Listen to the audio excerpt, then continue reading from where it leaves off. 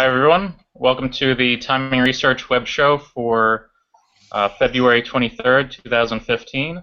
My name is David Kosmeter. I'm the creator of Timing Research, and today we will be discussing the 74th weekly report. If you haven't had a chance to take a look at this one yet, just go to TimingResearch.com/reports, and you can download it there. Dave Landry is back from his Italy trip and here again to host the show for me. So I'm going to turn it over to him now. Okay, thank you, David Kosmeter, and thanks to Timing Research for once again having me back this week. We have two friends of the show here this week, so that's always good to see some friendlies out there. We have Sean Mckisson of 360wallst.com, and we have Michael You just came from Italy, Filighera. Filighera, oh, like it sounds. Okay, Filighera. Okay, Filighera of logicalsignals.com. Sean, Michael, let's start with you. Tell us a little bit about yourself and tell us a little bit about logicalsignals.com. Okay. Again, I'm Michael Filighera, and I have been trading in the market since 1979, and I have been an active market maker in the day here on the Pacific, and also in London and in Amsterdam. And I came back from Amsterdam and went back to the Pacific Stock Exchange, but once the floor kind of went away, I moved to my home and basically then picked up just electronic trading, which is where everything has gone. Currently, I continue to trade, write analysis. I started logicalsignals.com basically as a place to put my posts, which people were asking to see, and then out of that, I started the Logical Signals Trade Room, which operates every trading day, and where we actually trade instead of just like trying to show people. We actually have a really strong group of people that we get together every morning, and we actually do trade. Cool stuff. Since you've been on the floor, I would assume that your time frame, at least on the floor, was very short. You still have a short time frame for your trading? Yes. One of the things that I realized once I left the floor, because it was more trading options, you can build a position. But once I was off the floor, I realized that it became too difficult, and with the really advent of more computerized trading, I realized that carrying positions just really was keeping me awake at night. And so I just went to day trading, and that's basically my my strategy now is we just day trade. Cool. Okay, next up we have Sean Mckisson of 360wallst.com. Sean, tell us a little bit about yourself, your trading, and a little bit about 360wallst.com. I've been trading for about 20 years. I'm 38, so the last 12 years I've been pretty much doing it full time. But through that whole time, I was always learning, trading. Opened up my first account when I was 17. Blew that out in about 3 weeks, so that was a good learning experience. But right now, the 360 Wall Street, we're mainly focused on trading futures. There is some option stuff too. Really, the option stuff is just buying straight calls or puts, just going for bigger moves. Not really looking for short-term stuff and options, but all of our short-term trading with our futures, we don't hold overnight. Yeah, we just build systems. Some are automated, some are semi-automated, some are just 100% manual. And for the last month, we've been doing a live room. This week we're doing it as well. Anyone can attend. At the end, I'll tell anyone if they want to jump in, because after this, we will be doing a live room about 30 minutes after this is over. So, cool. Other than that, yeah, just trade every day. Cool. My name is Dave Landry, for those who don't know me, and David Kosmeter has been kind enough to ask me to host over the last several months for TimingResearch.com. My website is davelandry.com. I've been trading for over 20 years. I'm short to intermediate term oriented. I think you can only predict the short term when it comes to the markets, but you could stay with those positions longer term if they work in your favor. So I've slotted as a swing trader, but I will hold positions much longer term because I think that's where the real money is. I have a 21-page report on that for anybody who's interested. I'll get you a PDF on more on that. Okay, let's start with the questions. Michael, let's start with you this week. Based on any technical or fundamental indicators you want to use, would you predict that the S&P index will move higher or lower this week? And that's from where we are now until the close of Friday, February 27th. I believe that the S&P will move higher. I think that we are in continue to be in a bull market, and we are continuing to be in somewhat of an advance. We put in a very classic correction and launched right out of that. Now that the S&P has broken pretty solidly above 2100, I think that that kind of becomes the line in the sand. We cannot discount intraday pullbacks, but the main factor that I think that's really affecting the S&P and the other indexes at the moment is the serious lack of volume. I think that the markets are pushing to new highs, and there's no broad participation. And so I think that we kind of have to allow for that, but also at the same time put that into the formula that, you know, if somebody big needs to come in and do something, it could push the market in either direction. Yeah. Yeah, one argument I've heard about for light volume and going higher, I think it's Richard Orm's argument is that no one's wanting to sell and people are wanting to buy, so the bids get raised. So that's actually kind of a bullish thing. However, I agree with you. If somebody big wants to come in, then it just negates it all. So that I don't even use volume. It just, to me, I could take either side of the coin. But I hear you on that, and I think that's something that that's probably worth considering. Okay, based on that forecast, on a scale of 0 to 10, with 0 being no confidence and 10 being extremely confident, how would you rate that forecast? I would go with 8. Go with 8. Wow. Okay, that's pretty cool. Okay, Sean, let's go to you. Based on any technical fundamental indicators you want to use, would you predict that the S&P index will move higher or lower this week? And that's obviously the close of Friday, the 27th. And then once you give us your thoughts, let us know on a scale of 0 to 10, with 0 being no confidence and 10 being extremely confident, what your confidence would be in that prediction. Yeah, I'm still thinking higher. Every time I'm on here, I say higher, but basically the structure is still bullish. 2190 on the ES is basically the next target on the daily chart I have, but really for the last couple of years, the monthly chart pattern is really the most important pattern. So, whenever I hear someone saying, well, this is the exact top, they say it over and over. Eventually they're right, but the structure is still bullish. As long as the S&P stays above 2,000, I'd be looking to buy any pullbacks. So I would say higher for this week. Like your other guy said, the volume over the last week to maybe even 2 weeks, it has been super slow. And it's not so much the volume I'm concerned about, it's the range of the day. It's, after 3-4 hours of trading, the NASDAQ, the ES is basically up 1 or 2 points. That's very hard day trading action. But, the saying, don't short a slow market, I'm a believer in that.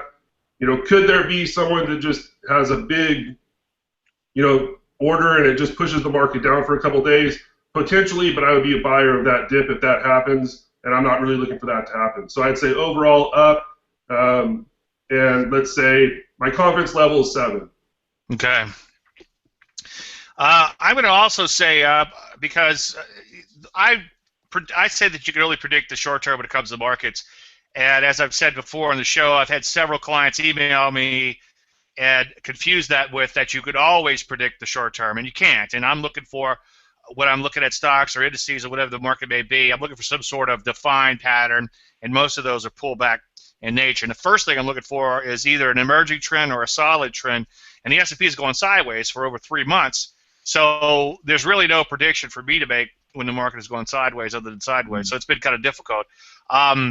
Now that we're breaking out, I have to agree with you, Sean, because I don't like the upward drift. I'd like to see a market break out and not look back for a while, and not see a breakout and kind of drift up. Friday's action was very positive, outside day up, all-time highs in the S&P, and then today it's kind of a shoulder shrug. So that's a bit of a bummer. We're kind of going back to that narrow range trading that you pointed out. And I don't really like that. I don't like the upward drift. However, as a trend follower, and years ago, because I draw the big arrows on the charts, someone who was heavily short, obviously, in 1999, emailed me and called me a trend-following moron, and the name stuck. And from that point forward, I've learned not to try. I got buttons made and everything. I hold them up when I speak and show the audience. But I try not to outsmart the market too much. One thing that I think Sean touched on is that there's constant calling of tops, and eventually they're going to be right. Predict early and often. And what amazes me is every time this market has a little bit of a spill, these bears come rushing out of the woodwork. And I'm fortunate, like you guys too, have an educational business in addition to trading, is that we get a lot of feedback from our clients, and it seems like every little spill my inbox is full of how this is the end of the world and blah blah blah. But then the market somehow goes higher.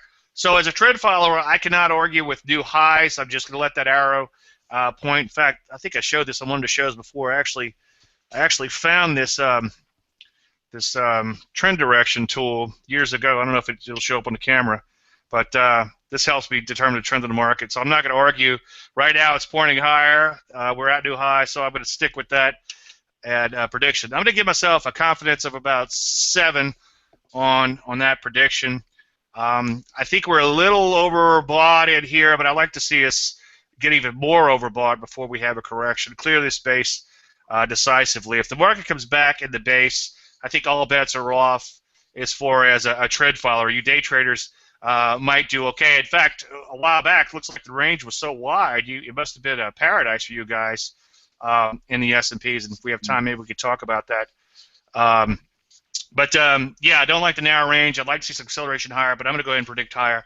I don't want to swim against the tide. I don't want to fight the tape, and whatever other Wall Street adages belong. Okay, let's move ahead here. Let's go back to you, Michael. Let's see. Oops, sorry, wrong question. 1 second. Okay, what developing events, and they can be technical or fundamental, will you be watching out for this week that might have a positive or a negative impact on the S&P 500 and other markets? I think on a fundamental basis that we do have a lot of potential pockets of trouble. I think they're more geopolitical than anything else. I think that we've kind of made it through this earnings season pretty unscathed. We've seen companies report pretty bad earnings and still do well, and we've also seen companies just blow the doors off. I think that there's a lot of energy going into the future, and what I mean by that is sort of a company like Apple, reportedly going to step into the automobile business, the electric car business, and suddenly now everybody's jumping back into the stock hand over fist. It's the largest retail stock, so I think that we got people that are grabbing at straws. Yeah. I think we have a lot of geopolitical areas in the world right now, Ukraine being one. They're really unable to hold on to a ceasefire. I think that the building tension for our own country and the other alliance forces to step in and really put the hammer down on ISIS and other groups could really throw a wrench into the market if it were to happen, because there's a lot of uncertainty. But basically, I think what we really need now to look for is, like, for example, today Boeing came out with something, and bam, they just sat right down on the stock. And that's what I think is going to start to happen. Boeing was sitting up at an all-time high. You get the stocks that are sitting up at all-time highs, they come out with some type of bad news, or even moderately bad news, and boom, the sellers move in. So I think that was what could be out there. Okay. Okay, Sean, let's go to you. What developing events, and they can be technical or fundamental, will you be watching out for this week that might have a positive or negative impact on the S&P 500 and other U.S. markets? Well, mainly I am a technical trader, so the fundamental part, it's one of those things where I can't guarantee where the S&P will be, but I can guarantee that the news will sell us the fear, the stories over and over and over. Yeah. And it's always breaking news. every 30 minutes it's the same story, but it's breaking news, and it just builds the fear in everyone. And in a slow trending bullish market, I'm kind of the believer that the real thing that will trigger a potential reversal is something that they're not even talking about right now. It would be another event in a different category. Majority of people say, well, it's still because of ISIS, or it's still because of the storm, or whatever it is, whatever news event is going on. Usually the main narrative, the main story they repeat is not really the reason why there's a change. And those changes are harder to predict looking at a fundamental basis because they control the news, right? And who knows if it's true or not. So that's why over the years I just stick to, technical targets. When my targets are hit, I look to trail my stop sooner. And just play the pattern of the entire market instead of trying to predict some news event. So hopefully that answers your question. No, that's a good answer. It's kind of interesting.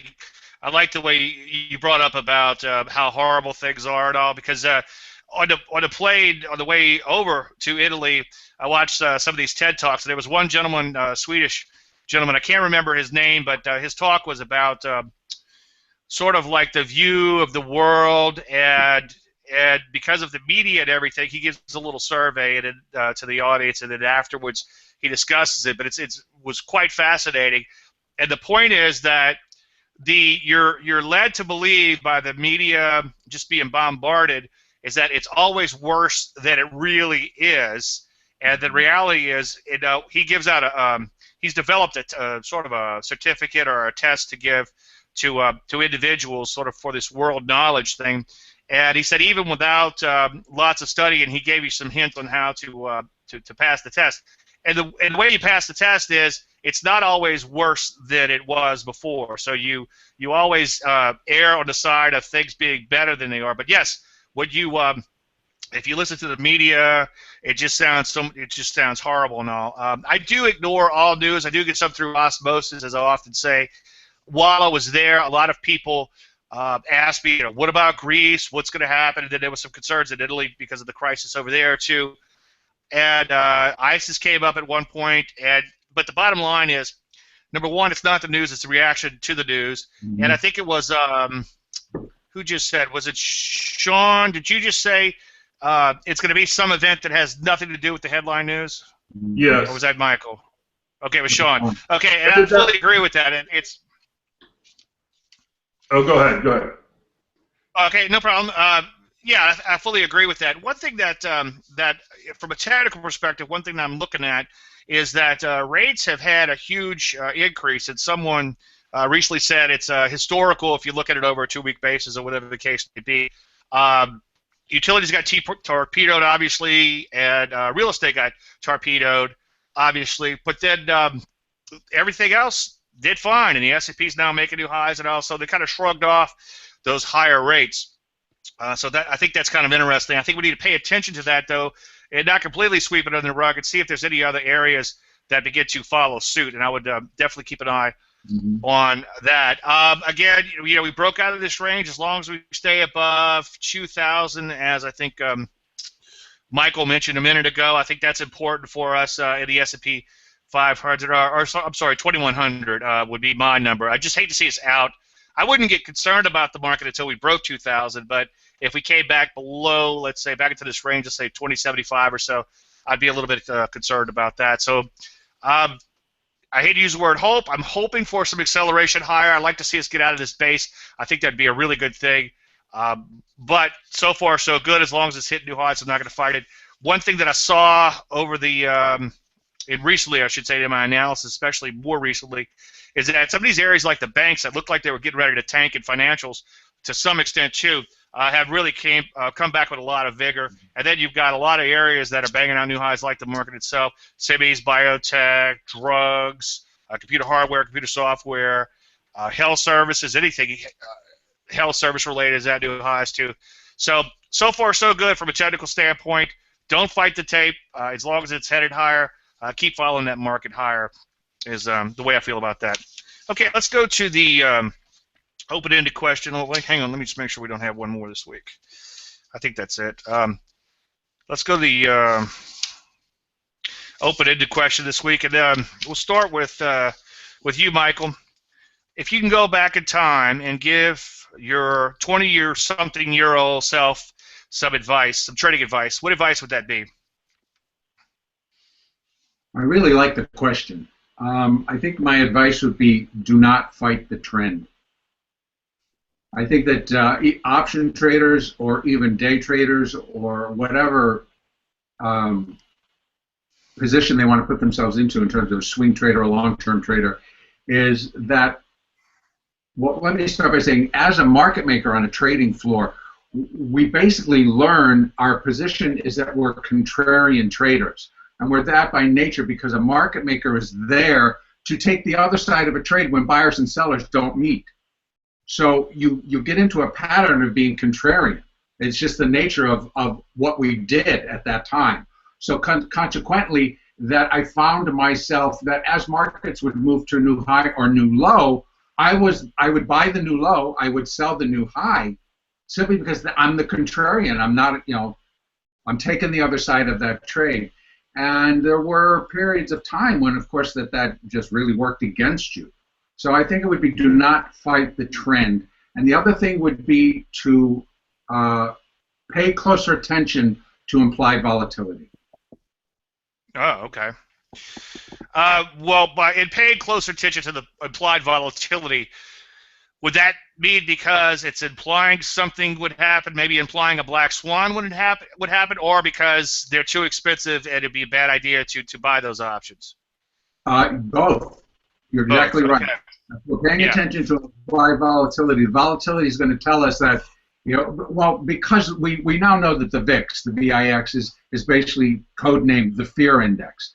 Well, when fear gets to a certain level, that's actually a time when I do want to take advantage of it. I do want to become a seller of premium, and not necessarily a seller of a particular company or picking a direction. I think when you move over and you become a volatility trader, it relieves you of that spot where you get stuck in picking a direction, because we're selling volatility, and basically, you could be selling volatility and still put some direction on the trade, but Gotcha. You're not really taking that position. And I find it to be very refreshing, actually. Yeah. One thing, the reason I'm asking is I'm friends with Larry Mckisson. I'm not name dropping, but it's just the point that he has a service where, and I don't know if it comes out that frequently, but he's actually looking for stocks with extreme, with, I guess, good volume though, but extreme implied volatility. And his reason is that someone knows something and is buying those options up. And I think you look to get a straddle on them, even though it sounds like the craziest thing in the world, like you should never be buying that high volatility. But his point is someone knows something, and then every now and then they'll hit it on one, and that's all it takes. So that's kind of an interesting way of looking at things. Well, cool. Good answer. Good answer. A little bit more in depth than I expected, but yeah, that's a really good answer, especially with the options and all. Okay. All right, Sean, let's go to you. If you go back in time, and I guess in your case, an 18-year-old version of yourself, what would you tell that 18-year-old version? What type of trading advice would you give him? I would say before anyone starts trading, the mental part of it is kind of needs to be dealt with more than most traders deal with it. I think the human mind, is always looking for a story to make a situation make sense. So it's easy to grab onto any story, true or false, build a belief, and it's same thing with. I spent way too much time searching for magic indicators, right? Just give me the magical indicator. It'll tell me when to buy and sell on every time frame, on every instrument, and there's nothing like that exists. Yeah. So I wasted a lot of time. And when I started trading a long time ago, there wasn't so many websites. Now, maybe that's a good thing, I don't know, or a bad thing, but now there's so much information that, technically that could be a bad thing as well, right? Because you're going to build a belief on every little thing. So I spent too much time searching for magical indicators. I was way too aggressive with my trading. Now I'm much more conservative, and I don't use any indicators. So it's, in my view, if I would have just had someone say, here, learn the true structure of the market, don't fall for all the hype, get your mind right, and don't be aggressive, that would have helped me move along much faster. Yeah, beautiful, Sean. You pretty much stole all my answers, so thanks a lot on that. But no, you brought up some great points. And just kind of dovetailing in what you said, keep it simple. I went on that same holy grail hunt that you and I think everybody else in trading goes through. I actually do a presentation where I show a chart that has, well, first of all, if I have time, first of all, I'll start with a blank chart and I'll say, well, let's add a moving average, let's add another moving average, and then I start adding oscillators and Bollinger Bands and everything. And before you know it, you can no longer see the chart. And I kind of make a joke about that, but many times I'll get emails with charts where I can no longer see the chart underneath. So I don't use any indicators other than the occasional moving average. So I would tell that person, the me 20-something years ago, I guess now 30-something years ago, definitely to keep it simple, to just look at the charts and not try to figure everything out. I think one thing that and this actually is an answer to another question that David has asked before in the show, is that one thing, what does the novice not know that the professional knows? And the professional knows that we do not know. None of us know exactly where a market is headed, and the market could do whatever it wants. So I would definitely tell that younger version of me to use stops on every trade and focus not so much on don't be too aggressive and worry too much about what you can lose, but just make sure you've got those risks in line, and then focus on the best setups, because sometimes a good defense, a good offense is your best defense. But yes, definitely money management is important, and maybe study money management as much as the patterns early on. You only need 1 or 2 patterns to be successful, and if you're not successful with 1 or 2 patterns, you're not going to be successful with 20 patterns. Now, I have quite a few patterns. They're all, for the most part, pullback related, except for a few emerging patterns, which are a little bit more involved.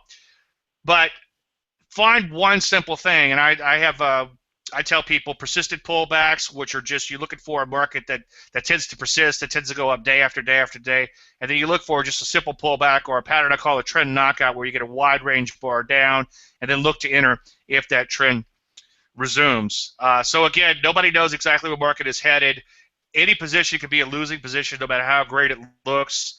Keep it simple, and again, like you guys were saying, the psychology is very important in the trading, and I think that if you know your methodology inside and out, and know that there's going to be good times and bad times, and good times follow bad, and unfortunately, vice versa, your highs and lows can be a little bit better. And then the other thing is money management can cure a multitude of sins.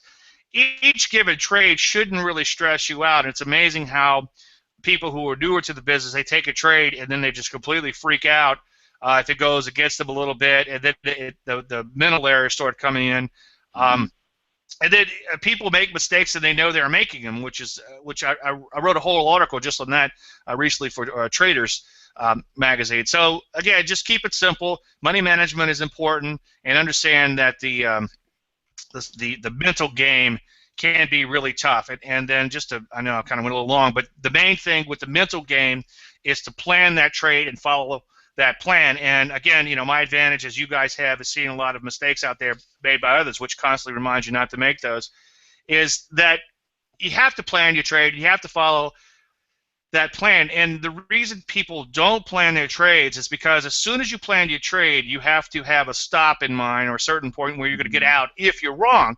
And as soon as you plan that trade, you have to admit that you will be wrong. And I think that most people, they don't want to get into a trade and admit they can be wrong, so they don't have a plan, and then the stop gets hit and they let it go strongly against them. Or even vice versa, they get a little bitty profit and they take that little profit instead of letting that profit run, and which is the old commodity adage, they eat like a bird and they poo like an elephant. Okay, I I get excited about that answer because when I write, I was told years ago, when you write as if you're writing to someone that 18-year-old version, I guess in Sean's case, and telling him what he needs to hear. And so every day when I go to write a column, that's what I'm thinking. So that's why I have a lot to say about this, and was glad when David picked that question.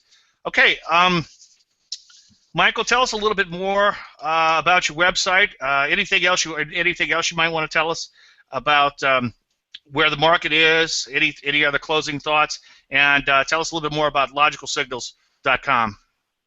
Okay, logicalsignals.com is just an outgrowth of people asking me to put my own thoughts into one place, and so that's where it kind of came into view. And it allows me to basically just discuss my strategy, to discuss daily trades, to outlay, because I work with the 3 algorithms. And so instead of having to actually show how this algorithm works and what's behind it, I can just show these are the signals, and this is what happens coming out of it. And I'm kind of watching, for whatever reason, crude has just popped $1. Oh, yay! I'm long. There you go. Thank you. You're making money. Yeah. So, but also within Logical Signals, is where people can find. We have a forum for members. So there's open discussion there. Also, there's more information about the trade room, which again is operated every trading day. I'm there, and we focus on trading, and I think that it makes a big difference.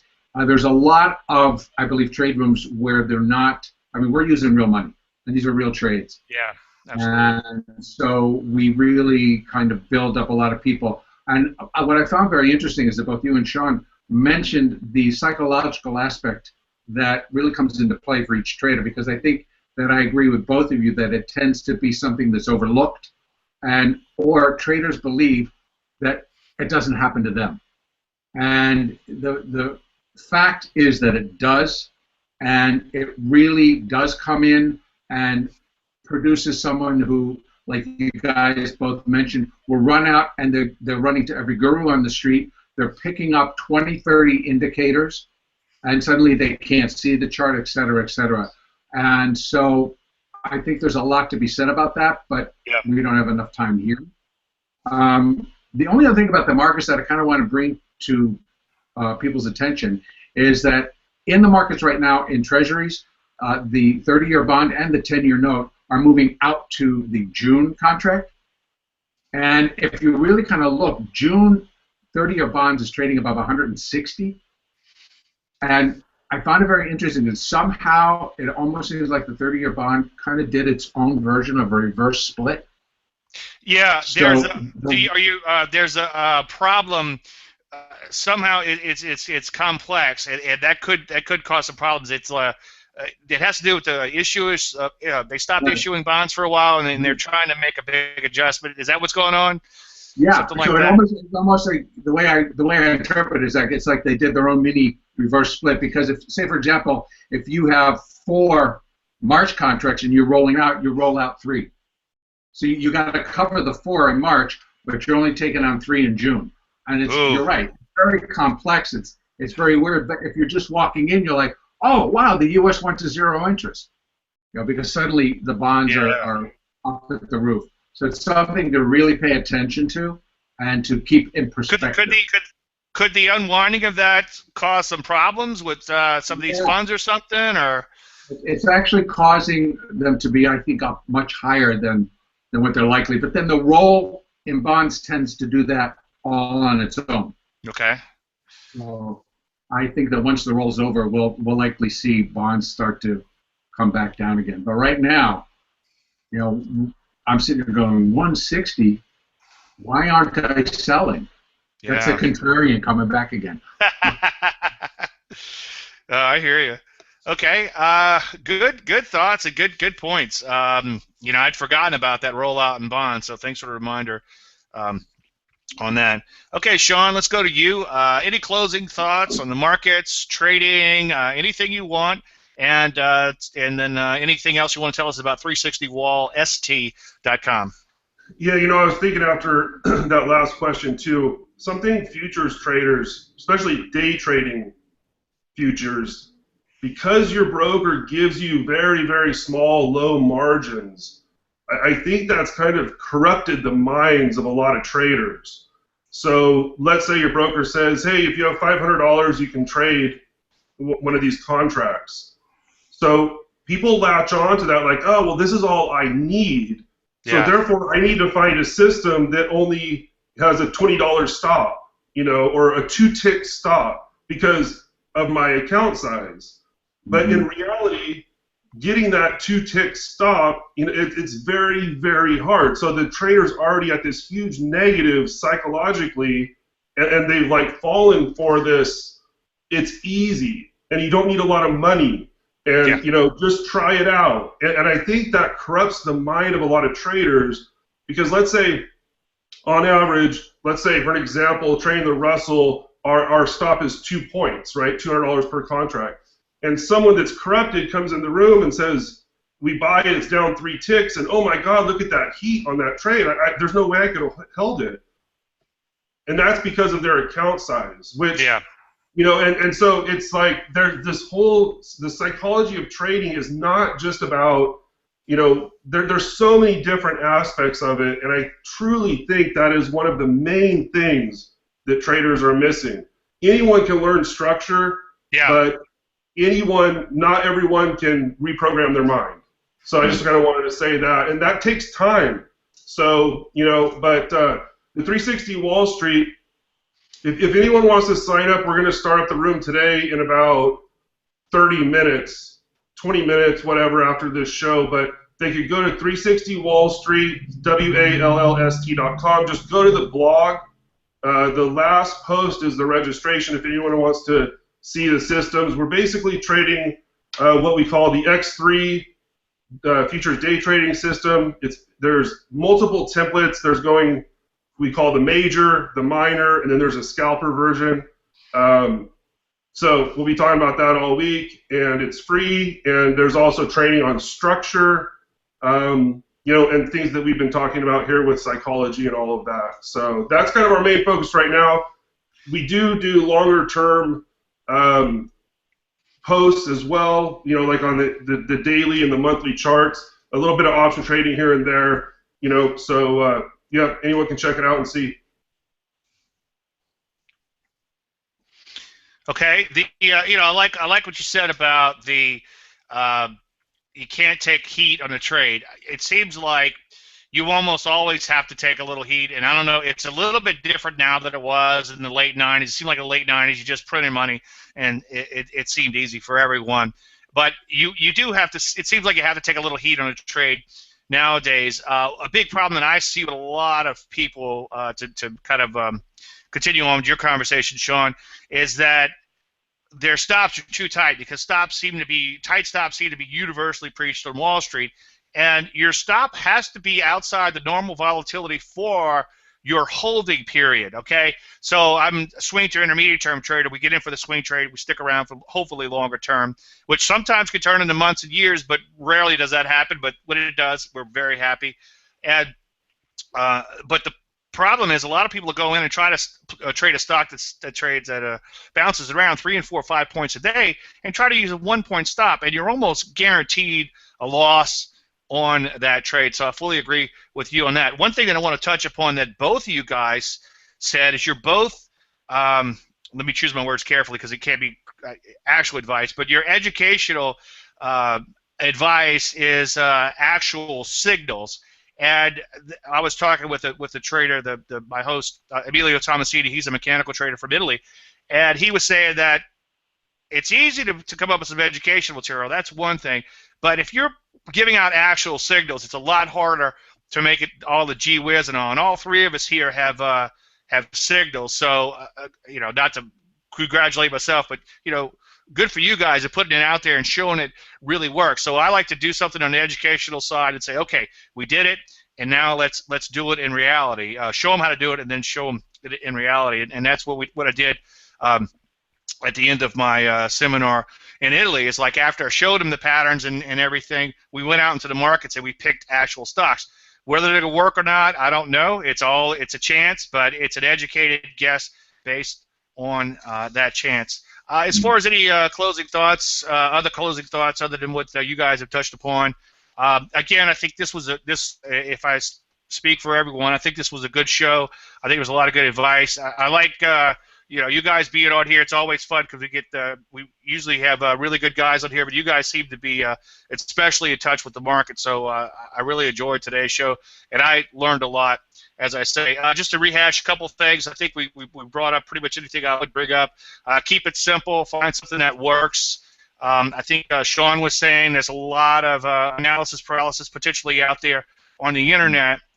Don't try to follow it all, but if you find someone like either Michael or Sean or myself where you like what we're doing and we're doing something that makes sense to your own psychological mindset, then have us as part of your staff. I think that's a good way of looking at it. Mm-hmm. If you need any follow-up information, I do answer my own emails, david@davelandry.com. And again, I have a 21-page report on my methodology. And again, just keep it simple. Money management is important, and also psychology is very important too. Okay, David, let's turn it back over to you. Thanks again for having me as host this week once again. All right. Thanks, guys. Great show. So I just want to remind everyone who's watching to go to TimingResearch.com/reports, and you can download the most recent or any past reports there. Also, be sure to go to TimingResearch.com/current survey sometime this coming weekend or before Sunday afternoon to fill out the current survey. As you might have noticed, if you filled out the last survey or read the most recent report, there was a technical issue and I didn't get the question 4 updated correctly onto that survey, but that will be corrected this week. So, so I just want to thank my guests again, Sean Mckisson of 360 Wall Street or wallst.com, Michael Filighera of logicalsignals.com, and of course Dave Landry, guest hosting for me again, of davelandry.com. So thanks, guys. Thank you, David.